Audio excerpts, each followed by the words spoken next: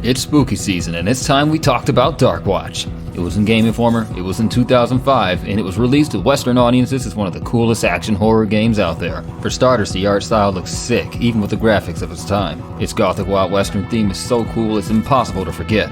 Oppressive buildings, a gorgeous arsenal, not to mention the oceans worth of drip the characters wear. What kind of train looks like that? The kind of houses a super vampire. Metal as hell for short. The sound design ties it all together. Punchy weapon sounds, grin-inducing task-complete tunes, and music that urges the player to push on. It all helps create a fast-paced gameplay loop that doesn't let up.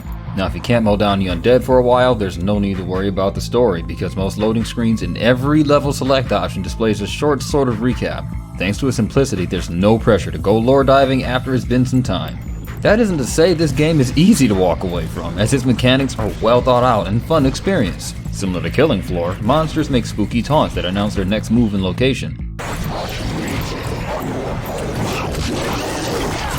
You can fight in the dark with heat vision from your vampire powers. Jumping can be cancelled so you can land where you want instead of hoping you don't miss. There are even some sections of the game where you don't have powers and must adjust your playstyle to stay alive. Doing any of this can and will reveal some small details the designers knew would be entertaining, specifically with the damage feedback. While Jericho's grunts are informative, the bad guys' otherworldly screams of pain show just how much it sucks to face you in combat. When you take an arm, sharing some pocket booms, demonstrating some killer aim, they're left stunned, and your partner cheers on. Nice shot, outlaw. On the downside, you're deuce and scolding if you aren't locked in enough to save innocence. You are just as much a monster as they are. But that's really incentive to do better. Not a bad thing, all things considered. Seriously, when you want to be better at Darkwatch, the game feels better, including the very weapons you fight with. Now yes, there aren't any automatic weapons you get to carry around. The reason is because that's what the pistol is for, as it fires with enough speed to rival an assault rifle. They're really two weapons in one, similar to the dual pistols acting as submachine guns, or even the rocket launcher with guided missiles that doubles as a warhammer. That's my personal favorite. Take a boom tube and whack it! The other firearms are more strictly situational, but thanks to your abilities, you can always change your situation, which is real care from the developers. You're a vampire indeed, not a mindless bloodsucker. Alright, that was a moment of weakness, but certainly...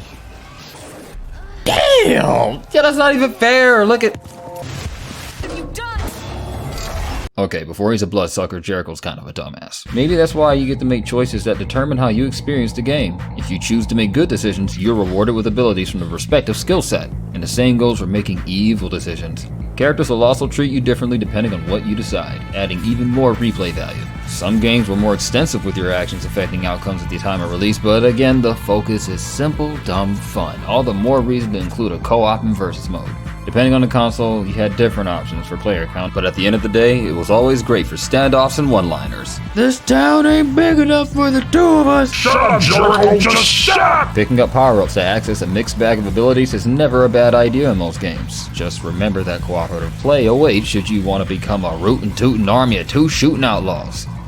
I don't know what laws you broke before. Rabbit holes aside, this is one unique game. It is uncanny in the way it gives you a little bit of everything. You can see some Halo combat evolved in it with some shields, jumping, 2 grenade types, and 1 vehicle. A couple of missions require you to fight outside a moving train and dodge gunfire like a Wild West badass. Lanterns squeak and rock back and forth, because why not? Restarting from a checkpoint as fast as ever, keeping the player from feeling that respawns take eons.